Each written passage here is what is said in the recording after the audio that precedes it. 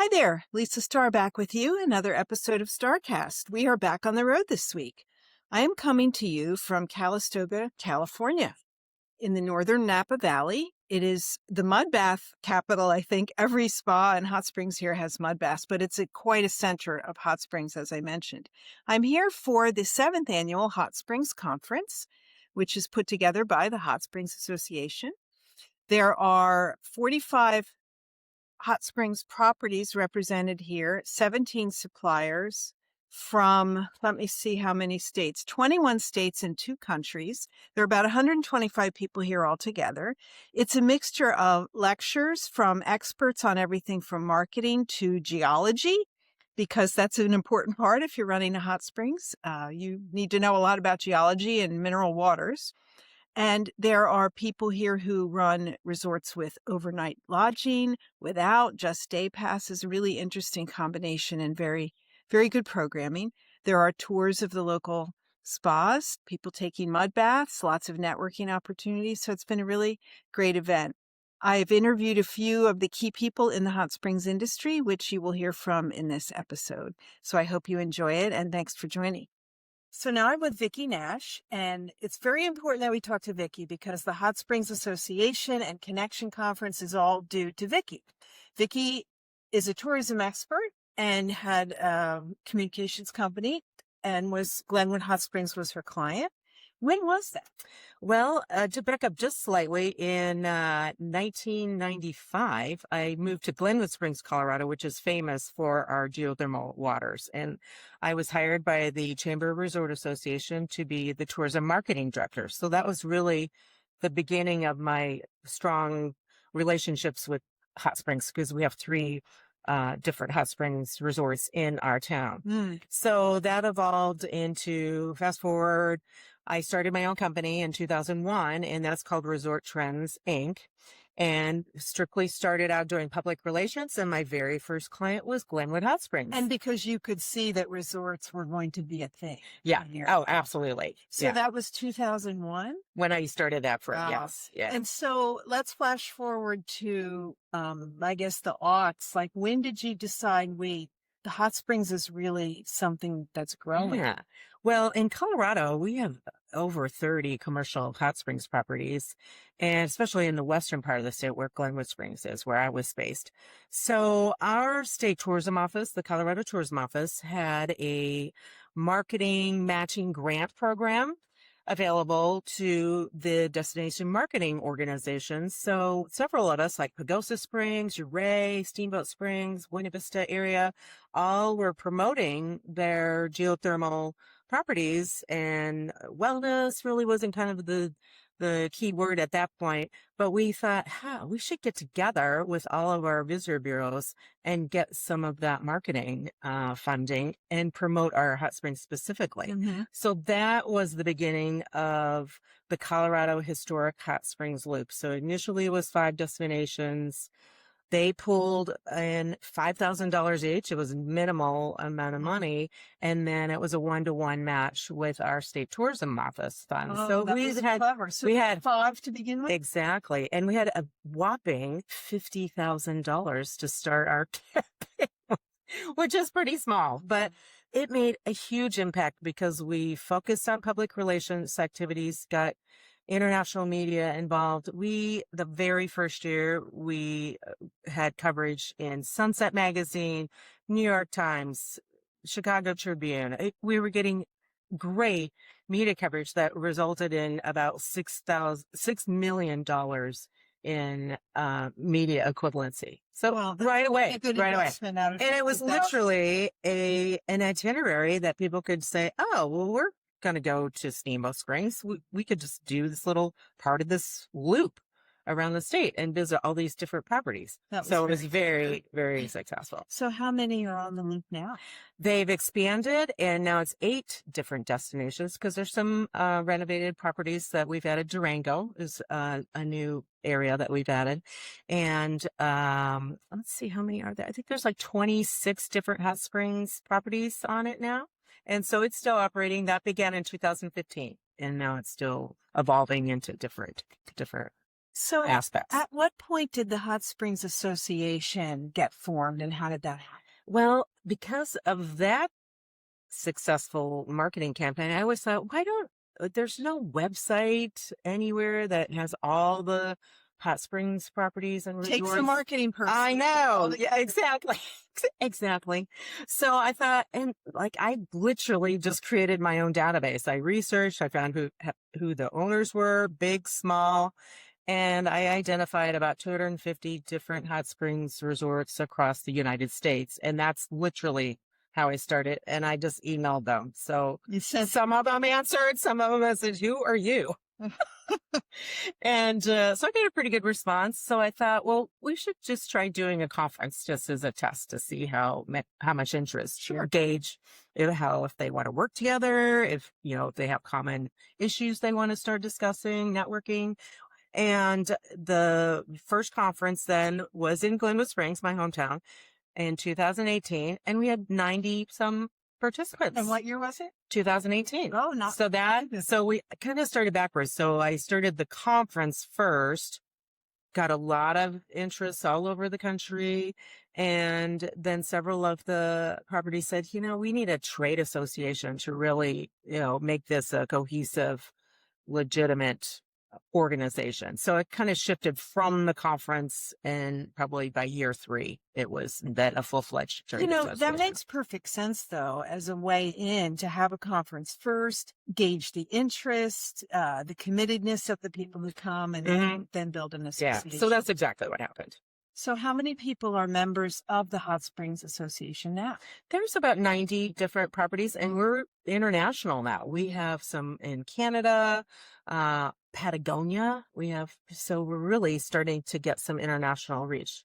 And we've created some fun programs for our members. We like to do field trips, and we've taken a group of 25 operators to Australia and New Zealand, and toured a lot of Charles Davidson's properties, Peninsula, that's very famous, and a lot of the hot springs that he's involved with, and also in New Zealand. So we're going to be going to Iceland in September, another 25.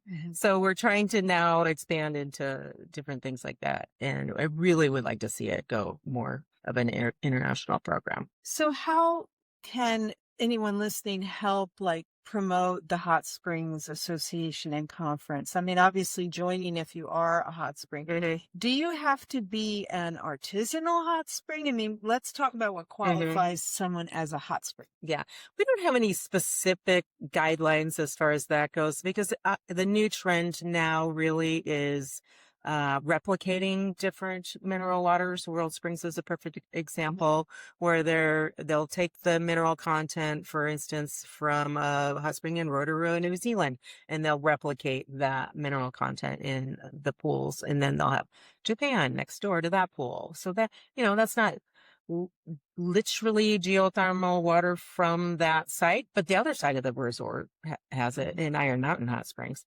So we don't have a lot of guidelines. It's really, we have small mom and pop typical organizations, all the way up to the largest hot springs pool in the world, which is Glenwood Hot Springs, and everything in between. So there's not many specific guidelines. And the group itself is working on classifying the waters, like, is your water artesian? Is it a well? And things like that. So we're working toward that. Is there any talk about classification of the minerality of the water, location? Like, I know I've been in China, they have a Hot Springs Association that knows the minerality of every spring and tells the consumer where to go for certain ailments, like almost like medicine. I mean, how I'm sure we're not there, but do you see that as something you might develop? Yes. And we have a very close relationship with the Balneology Association, which is short acronym BANA. And that's exactly what we would like to have, this consistency, where if your resort is high in sulfur, what does that do for you if you soak in high concentrations of sulfur? Good for your skin. So we're really trying to get a consistent verbiage to describe exactly what each of the mineral components will do for you health-wise. Putting together a conference is a lot of work.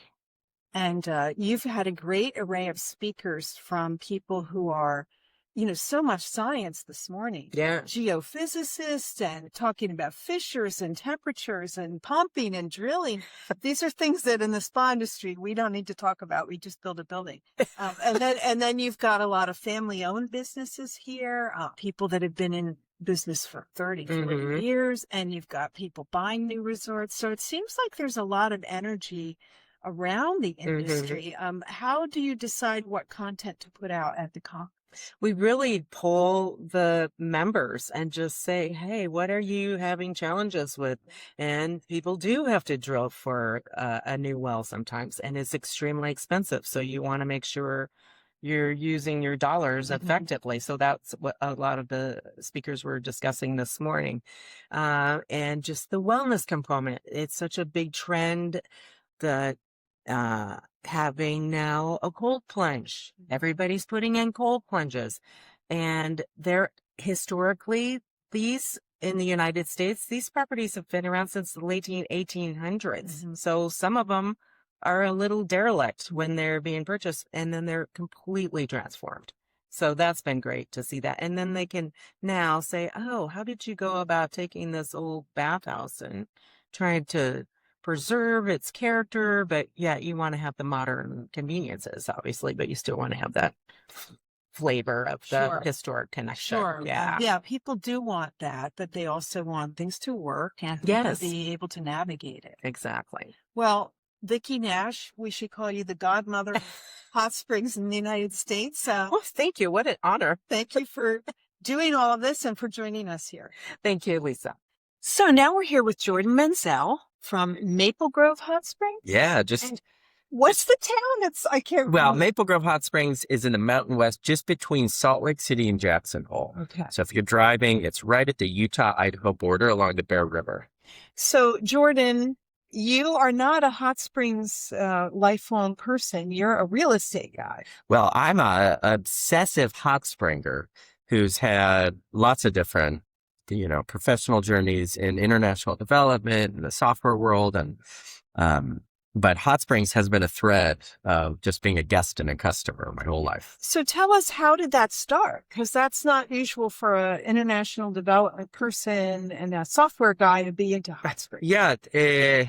Well, what I love about hot springs is you never know in a pool the makeup. You have big city, small town individuals, conservative, progressive, all economic walks of life. And I very much fit into that. So I've always hit hot springs or tried to sneak them into most travels.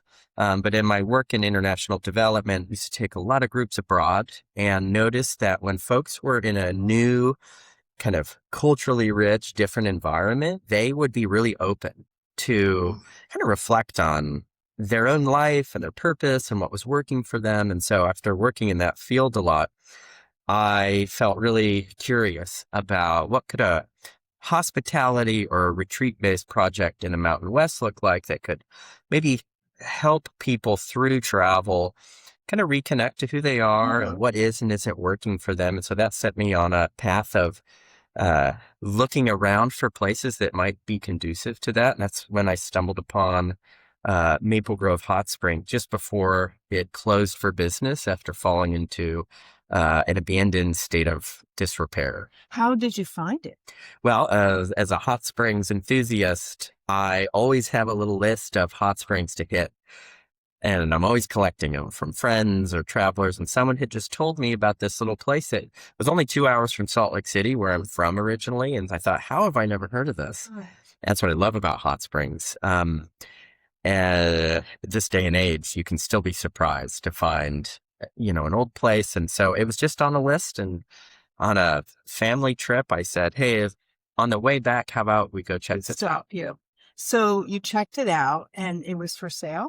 It was not for sale. It is a 60-acre parcel on the Bear River that's really surrounded by a few ranches, but mostly national forest land. And It had been a homestead originally, and before that, an old Shoshone winter camp. And beginning in the 80s and 90s, it had a few versions of development and commercial operation with one thread. It had always closed in some foreclosure or some crisis. It's fully off grid from a power perspective. So it's not a easy endeavor, certainly in the earlier years. And I visited it as a guest, and this might tell you something. It was a beautiful fall Sunday, and I was Hello. It's been doing that lately, and I have no idea why. Give me one sec. Your battery. I know, but that's why I have it plugged in. Oh, there you go. I think you're still going to. I can pick up easy where we. Yeah.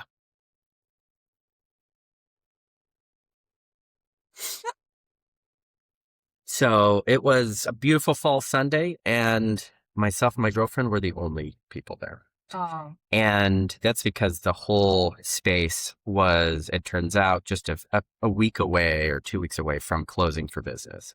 The roof had collapsed. There was no fresh water. Power had ceased to work. That's a problem. Yeah. So however, you could still sit in a pool on the shores of the Bear River, where people had probably been soaking in mineral water for literally hundreds, if not thousands of years. And that natural environment was, even in that state of garbage and equipment and inoperability, I had one of the most kind of transformative few hours. And so I was just deeply curious about what really was a sad state of a real public treasure. And once it closed for business, that's, curiosity can often send people on all sorts of crazy journeys. And it led to trying to figure out how the community could kind of restore this place to be used and maybe break that cycle of constant closure. You must be an adventurous person to take that on in the state it was in. That's a big commitment. The delusional is the word I use.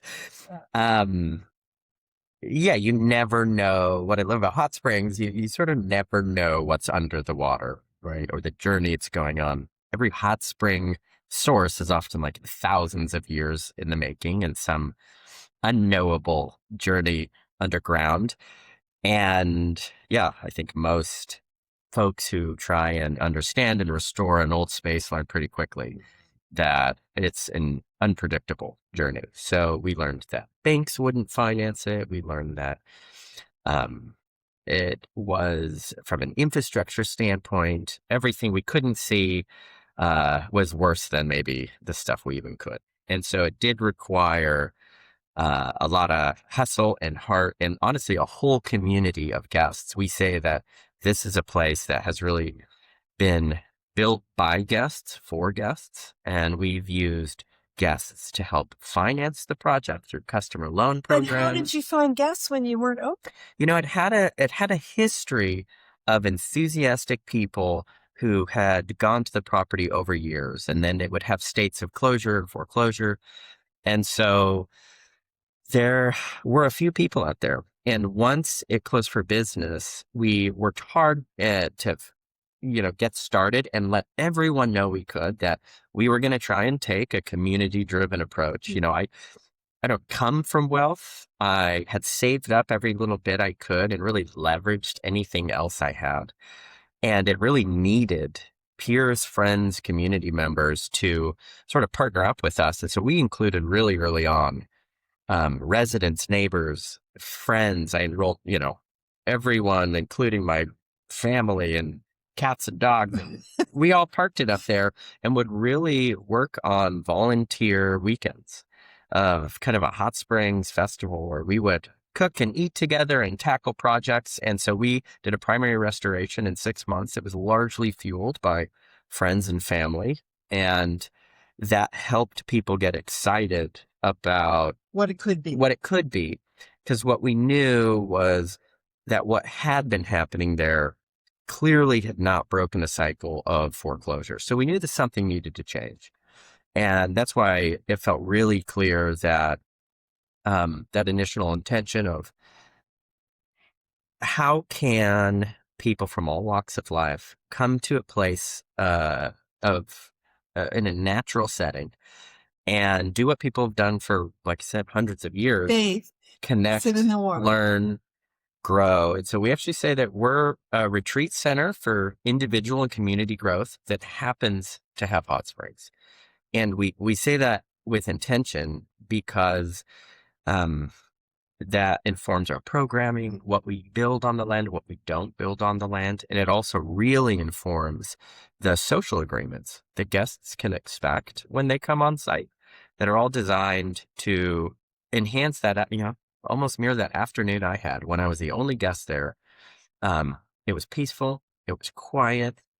There was no cell phone service. We offer a Wi-Fi free experience.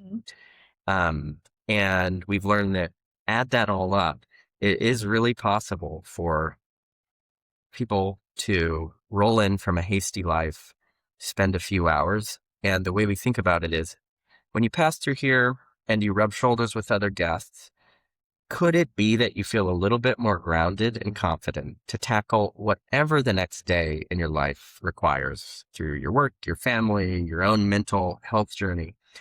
And that's sort of our North Star, and it informs really everything we do. So how far into the project are you? Yeah, that's great. We're 7 years now. 7 years. Which is wild. And every year, like I said, we've really been just a family and community-driven business. So we've slowly improved the infrastructure, and the ability for folks to have a really special architecturally forward experience in this natural setting. And we're prepping for what I consider our final frontier, which is about 60 folks can stay overnight. We host folks who come and soak for the day. We produce a lot of workshops, events, and retreats. And the final teaching opportunity for us is to really weave farming and food into that closed system because we're fully off-grid. All of our systems come from these 60-acre resources, including power, water, all of the unseen components to host people overnight. And we will be able to produce a significant amount of the food that can also be a part of that experience. And one thing we love is if we're going to do something, we want guests to be able to learn from it. So everything we built has usually been built with guest-facing workshops as well. And so if we're going to do farming, we want guests to be able to take regular workshops to learn about their own canning, their own growing. And the hope is that you can come and find things that make sense to take back to your life, your own garden, your own dining experience, maybe your own wellness backyard, etc. Tell me about the lodging situation, Jordan. It's not that you have a hotel there. Yeah, we call it a retreat center, which means everything's designed to be an experience that you are not going to find in I like to use the idea that luxury is rarely life-changing. Leisure is rarely life-changing. New experiences that pull you into new environments, whether we have spaces called stone shelters that are individual stone and timber retreat spaces. On the more comfortable side, we have forest yurts, we have some old historic cabins, we have camping, and that lets us ensure that we have guests who might be high net worth individuals at the same time as a minimum wage grocery store worker camping, all staying overnight for maybe a few nights. All the layers come off and they're sitting in the same pools having a conversation that really breaks down these normal barriers of class, ethnicity, race, gender even. And I think society needs more of that, not less. And so we do view a problem in the wellness industry that it's oriented for the wellness problems of the wealthy. And it's our view that if my own friends can't afford to stay here, we're doing something wrong. And if my own friends can't make a living working here, we're still doing something wrong. So this model of having something for different socioeconomic classes and ensuring that everyone's in a shared guest experience, to me is a really magical thing to see in action. So all of our accommodations are designed to have some options and access points for everybody. What an amazing thing you've created. Let me ask you, Jordan, is it making money? Is it Yeah, managing? this is what's so great. And I often love to evangelize as much as I can that as an organization, if you focus on purpose first and stick to that, profitability is usually baked in from the beginning, which means we have been profitable since we opened. We've used all of those profits to date to build our own infrastructure, which means we aren't pressured by outside investment. We aren't prodded by to pivot when markets change and flow. And it means we can be really consistent. And we invest that back into our team by meeting far and above living wage standards, certainly in Idaho. And that means our team has a very long permanence with us, and guests see and interact with that, and so that cycle is allowed us to really create sustainability for the org. Well, kudos to you, Jordan Menzel, for creating this, like with the vision and energy, and the future is bright. I think so. We're also having a lot of fun, and so hot springs blur the line between work, fun, purpose, meaning, and even personal wellness. So, yeah. Well, great. Thank you for sharing your story. Hi. So I'm here now with Bryn Foster, who is a food systems expert, and she is from Hawaii, but she's here representing BANA, which is the Balneology Association of North America. So I'm going to ask Bryn first about her day job, and then we'll talk about BANA and what BANA does. Yeah, well, thanks for having me here. My day job is I'm a food systems entrepreneur, and I'm also a holistic health coach. The two correlate. I'm very focused and passionate about well-being, and that involves land, food, and our reconnection to these important sources of life.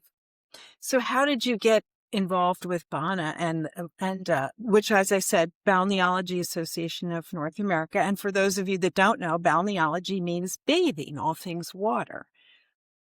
Yeah, it also is the taking of the water, the soaking, the drinking, the vapor, the mud use. It's the therapeutic use of taking in the waters, which has been going on for thousands of years, from Egypt to, all over Europe and Japan. So we're really the bridge between the European study and bringing it to North America.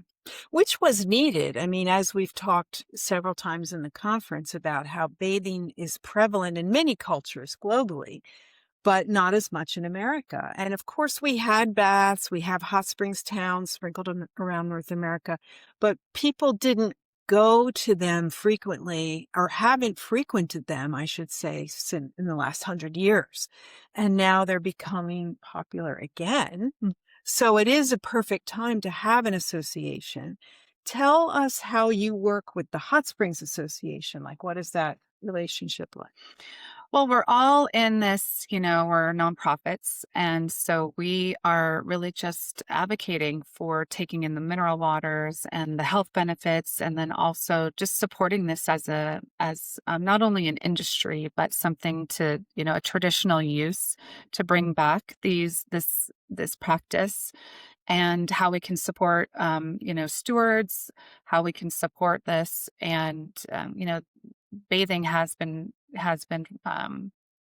really, it's a First Nations practice that the First Nations have been, we hear stories all the time, the Native community, we're using these waters for healing, or you hear about some of the pioneers that came and they founded, they came to have a town like Calistoga. There's other, stories about people just getting reconnected to the waters of different lands. And I think we're just, that it's the time that we're reconnecting to a lot of the past and some of the good parts of the past, especially with traditional water use. And that's really what Bana is. It's the therapeutic focus on that use.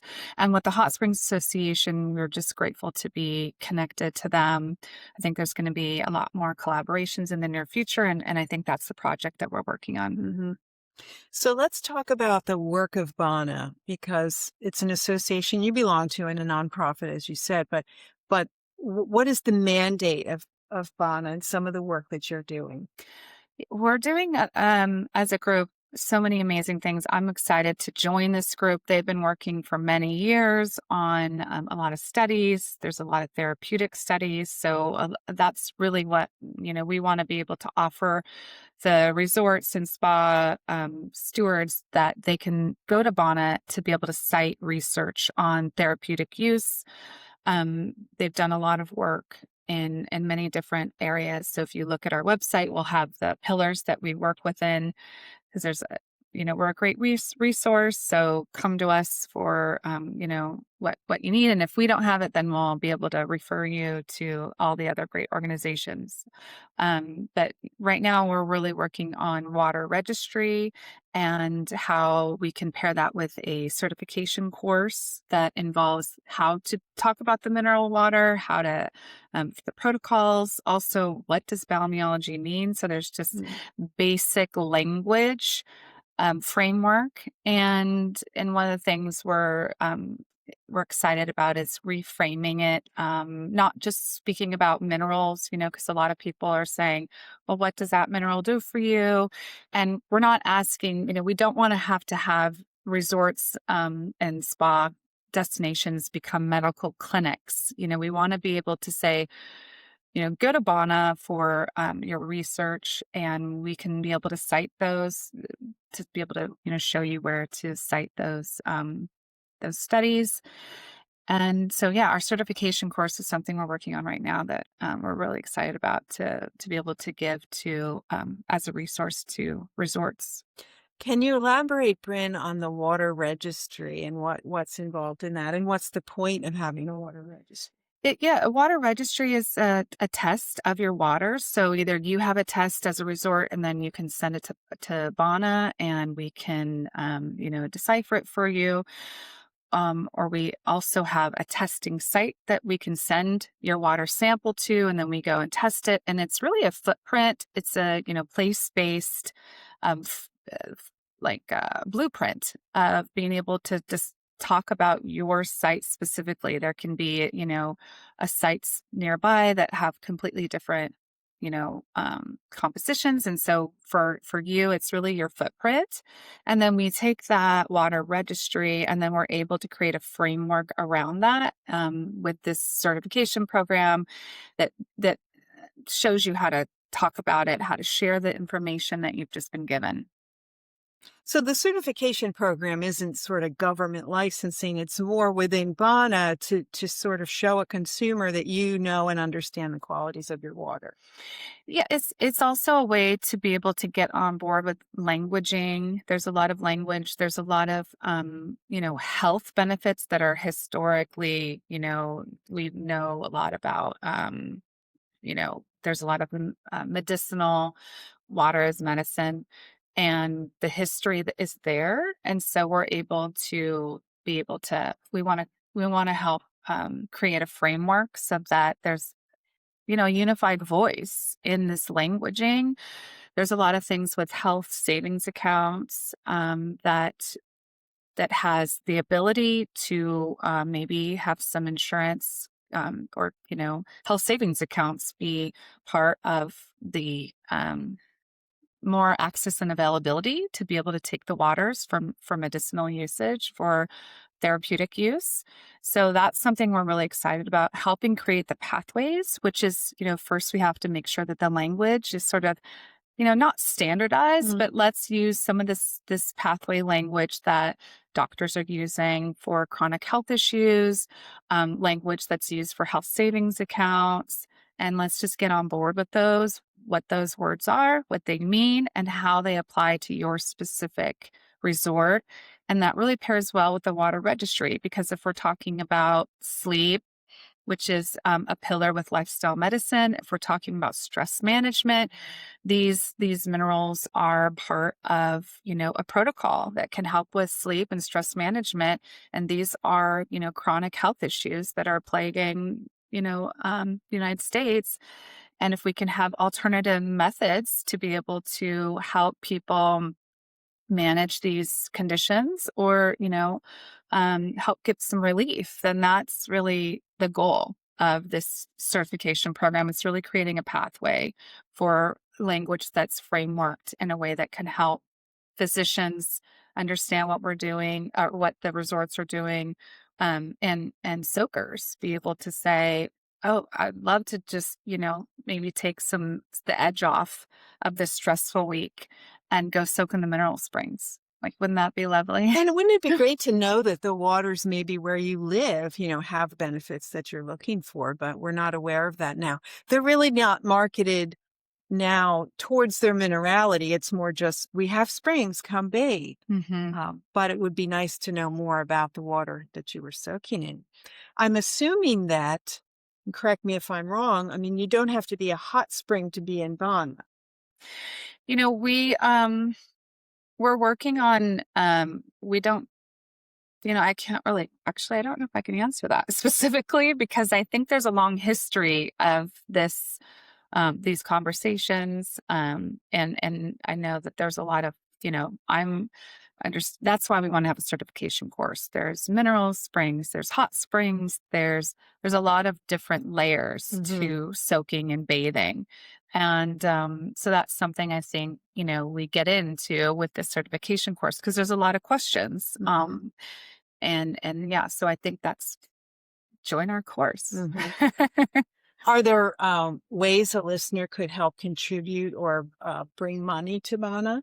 Absolutely. You can go to our website. We're also not only wanting to help with the language and education for resorts or stewards of destination spas, but also we have outreach for social connectedness, which is part of the pillars of lifestyle medicine. We identify that is, healing for chronic health issues. And so we're creating something called Bana Soaks. And so you can join our Instagram, and there's ways of, donating there, but also participating. We really like participation. Reach out to us, join some of our meetups where we're going to be at different springs. And, it's always, and part of this too is like, let's be good stewards of these waters. It's not just, let's go and traipse through to find where these waters are, but like, how can we be a good hot springer? How can we, there's a lot of different layers to that. Coming from Hawaii, we have protocols set up where when we visit rainforest, when we visit, in the mountains, there's a way of like wiping your shoes off so that you're not bringing anything up to the forest where it's protected. There's a way of, we are trained as children now in Hawaii is what sunscreen are you using, because that could kill off some marine life and algae. You don't go step and walk all over the rocks, because we know that there's, small marine animals there. So there's a lot of that's I think we would love to be able to put into this course. I mean, of course, we're not going to say you're certified now to use this, but how do we become good stewards of the area that we're visiting, and knowing we're a visitor there, that we just don't traipse around and, it's something that we want to care for. So. Well, that seems like great work and a valuable association for people to belong to and know about. So Thank you for your work, Bryn Foster, and thank you for joining us. Thanks for having me. So now we're here with Angela Keyes. Many of you in the wellness industry know Angela because she's been a spa director for years. But for the last 2.5 years, you've been at Murrieta Hot Springs, which is a new resort in Murrieta, California, owned by the company that owns Pagosa as well. Yes. And so, Angie, I thought it would be interesting to talk about, since you come from spa, what's different about running a hot springs than a spa location? Yeah, I had the pleasure of starting working with David Droney, who pulled me into the project mostly just because of my passion for wellness. But I Mhm. didn't know anything about hot springs, geothermal water. And that was where I got the pleasure of meeting Dr. Marcus Copland, who's part of the BANA organization, Right. which really teaches people how to use water not only as a resource for businesses, but also as medicine. And so Dr. Copland introduced me to the concept of temperature being able to be programmed. Mhm. And now coming from the spa world, it had always been about spa services, right? Right. What's your spa menu? Right. What kind of amenities do you have? Do you put eucalyptus in your steam room? What are you using?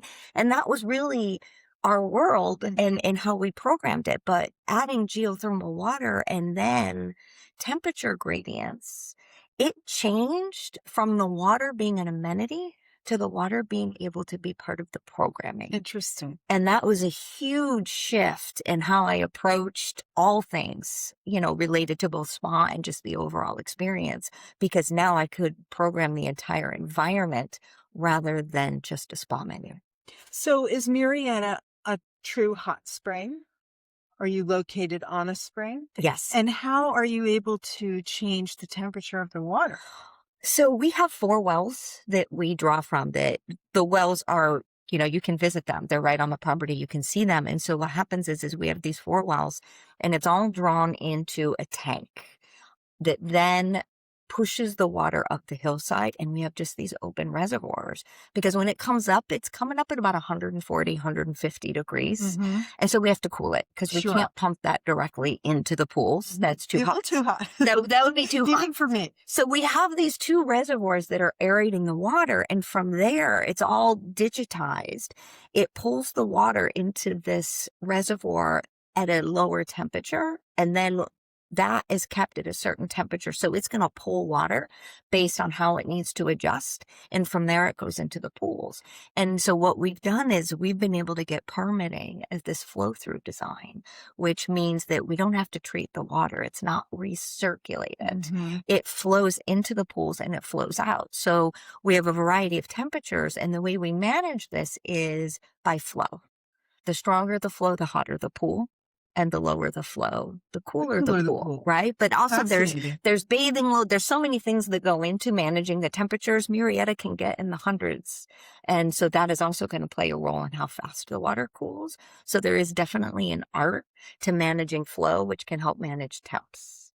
Boy, these were all things you didn't know in your previous. No, I didn't know. And it's so exciting. And it's the thing I love too, is I find that many of us in the small world, we're drawn into this because we believe in natural healing. Mm-hmm. And so to be able to learn not only about temperatures and how they stimulate the healing process in the body, but to be able to use such a natural source as the water, to not have to treat it, to learn about all of the benefits, not only of the thermal aspect, but the minerality and even the pressure of the water is very healing and induces the parasympathetic state. So being able to learn all these things has really enhanced the overall wellness and spa experience.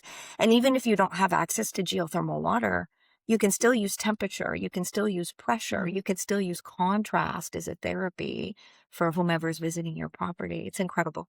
Do your guests ask you about the minerality of the water?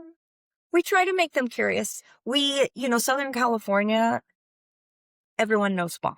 And not everyone, though, knows geothermal. And so sometimes people come in and they think they're coming to a traditional spa. They don't even realize we have geothermal water. And that's where the environment plays a role, because when you have educational elements perfectly placed, then it starts stimulating questions they didn't even know they had. Mm-hmm. So for people who then come in and don't know anything about the waters, that's where we have strategically placed wellness instructors that can then take the people who have curiosities, or maybe even those that don't, that are just there with friends, to bring them in and have a felt experience together. Because sure, anyone can read words on a page or on a sign, but when you're actually soaking in the water with a professional who can speak to what they're feeling while they're feeling it, it might just be a 20-minute experience, but it takes that to the next level where now they begin to feel what you're saying, and that builds trust and confidence in the brand. And then they want to go deeper. And that's where they start to then go into deeper experiences. And then they become hot springs enthusiasts because they felt the benefits and you helped guide them there. It wasn't just left to them.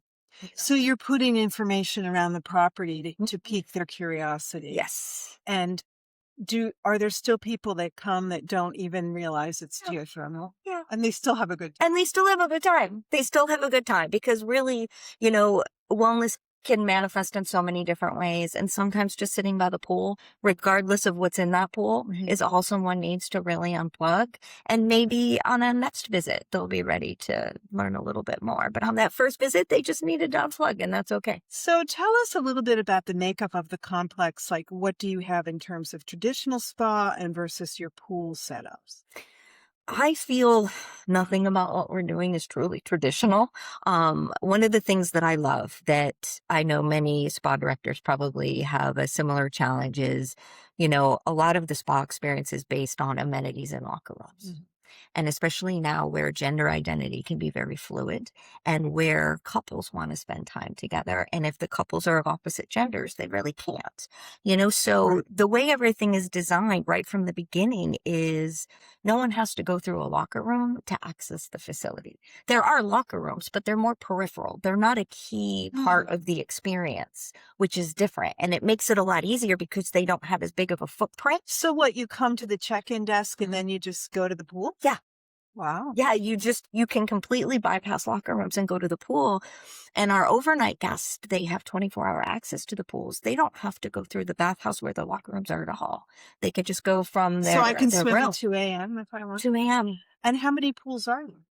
We have, well, it depends on what kind of guest you are because there's several geothermal pools. I think right now we have 28 geothermal pools, which they vary in size that you would have access to 24 hours. But there's other pools that we have that are regular municipal water, that some of our bigger pools that according to Department of Health guidelines, of course, we have to treat and things, but all of our geothermal pools are untreated. So that's the difference. And so, you know, depending on, are you here for the day? Are you here overnight? It's going to determine how many pools you have access to.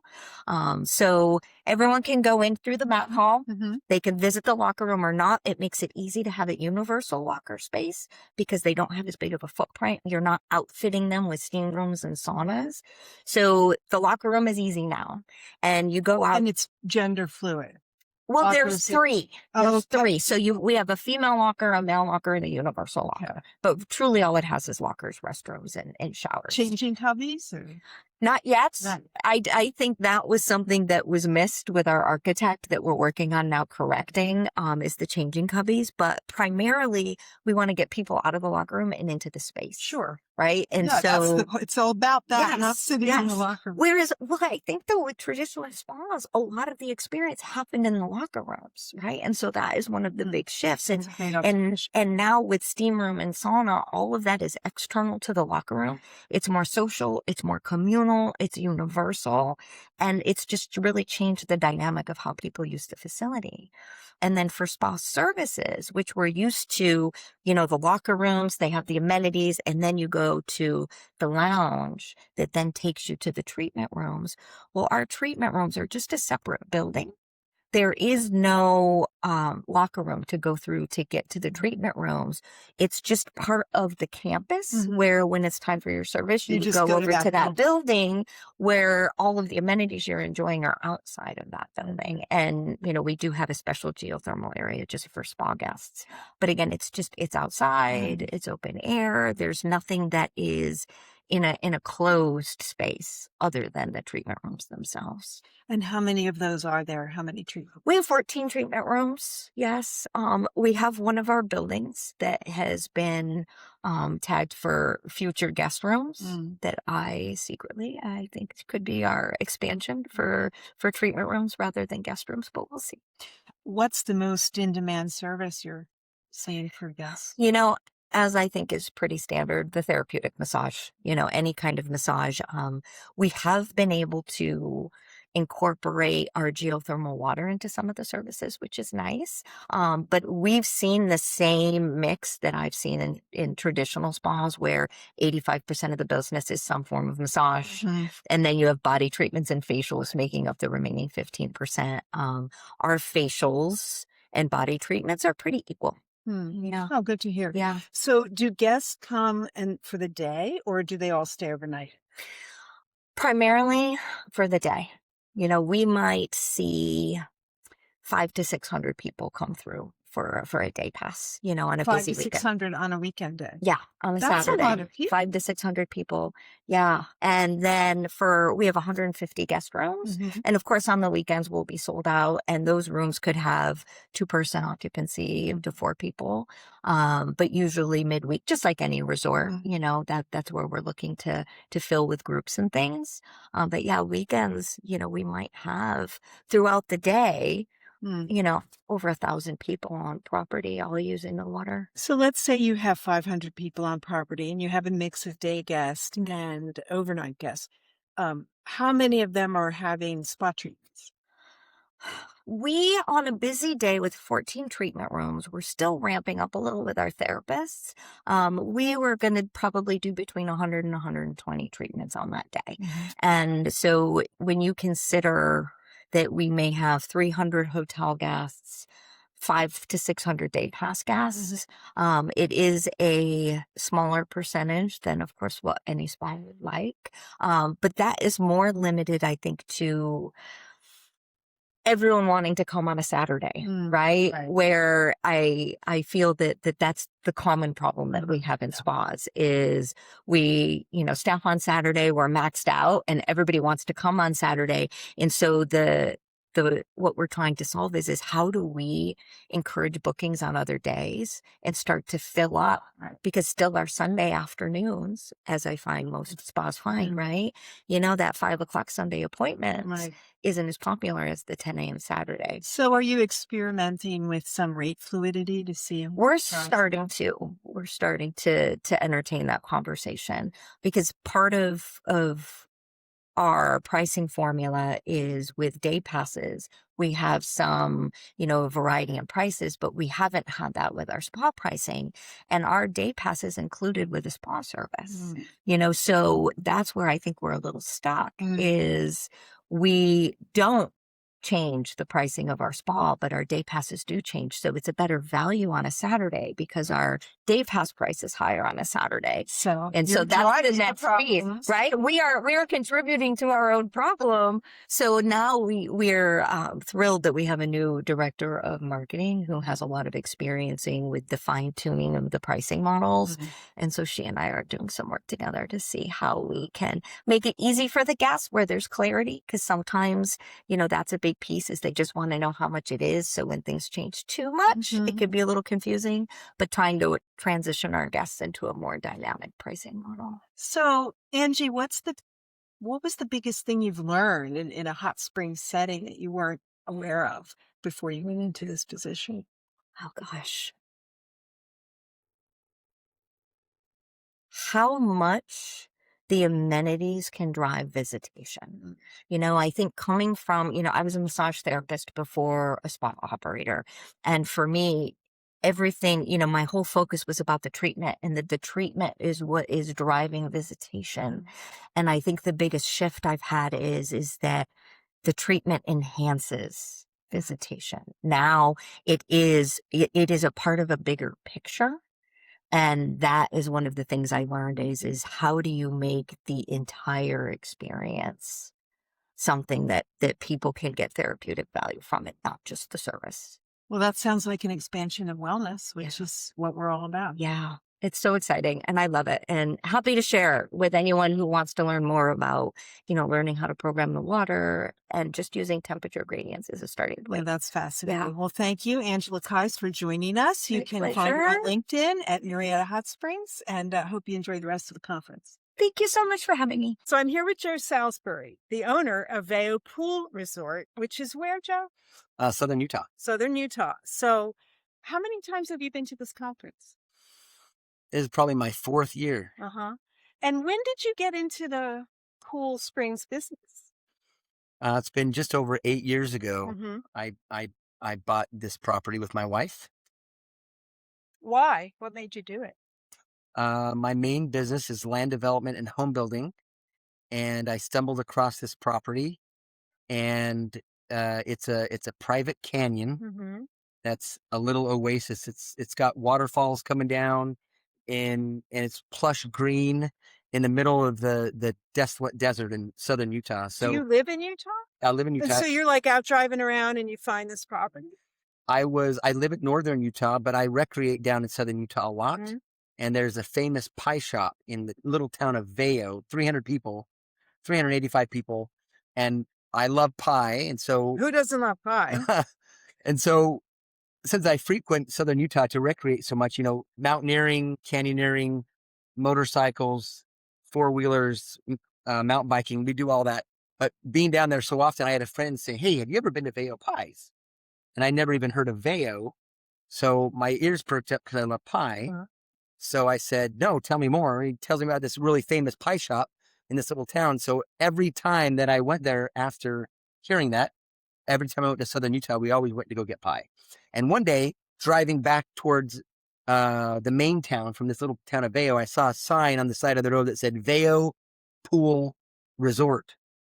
And I thought, what the heck? What It was is a that? really old sign on an old rock kind of out by the highway. So I veered off, slammed on the brakes and veered off and meandered back. And I really thought I was going to end up seeing an old pool Uh-huh. full of mud and Right. cattails that was just abandoned. But it took me down to this private canyon that was plush and green with, like I said, waterfalls and a river cutting through it. And it was the most incredible things. Parked my car and walked towards the entrance. And there's an old man curled up on a chair smoking a cigarette. And I said, "What is this place?" And he said, "It's for sale. You want to buy it?" Well, he said, "It's for sale. That's what it is. You want to buy it?" So I said, "Yeah, I do." He goes, "Really?" And I was being facetious, of course. But then he got his wife and she gave me a tour and I couldn't believe the That's property. amazing. It was the most incredible property. So being a land guy Right. in land development, I knew this was a special property. So I figured it out and ended up buying it And that was how many years ago? 8 years ago. 8 years ago. But you didn't know anything about running a pool resort. Knew nothing. I'm land development, home building, like I said. So I had no business getting into the hospitality, hot spring business. Yeah. So how's it been? It's been an adventure. I'll Has tell it? you that. It's been fun, but that's why I'm so grateful for the Hot Spring Association. And I come every year because I learned so much from these folks that have already been doing it. And as I've learned, no hot spring resort is the same. And we're all kind of charting our own path and figuring it out based on local regulations or the Mm. different types of water. And so it's been good to have a group of people that can help me understand what's going on and help me navigate through it. So what's unique about Vail Pool Resort? Mostly the location, like I said, being it feels like Hawaii in the desert. A lot of people call it Hawaii in the desert. So we are 15 degrees cooler down in the canyon than the local St. George. So when it's 105, we're 90. It's a much more That's a desirable. livable difference. And there's usually a breeze coming off the river down in the canyon, so it feels even cooler than that. And then we've got this. Ours is actually a warm spring. And the water is an artesian spring that just naturally flows out of the earth into this pool. Our pool was actually an artesian spring that flows directly. The water flows out of the earth right into this pool. And it's only 84 degrees, but the spring has been kind of petering out because of all the droughts.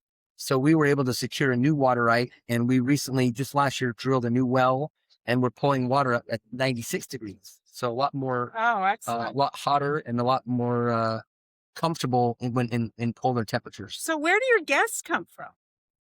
All over the nation, Really? all over the world. Actually, we have one other unique thing about our canyon is we have the only outdoor rock climbing park in the state of Utah, and actually one of the only outdoor rock climbing parks in the world. Mm-hmm. Sorry, at least in the nation, but yes, actually the world too.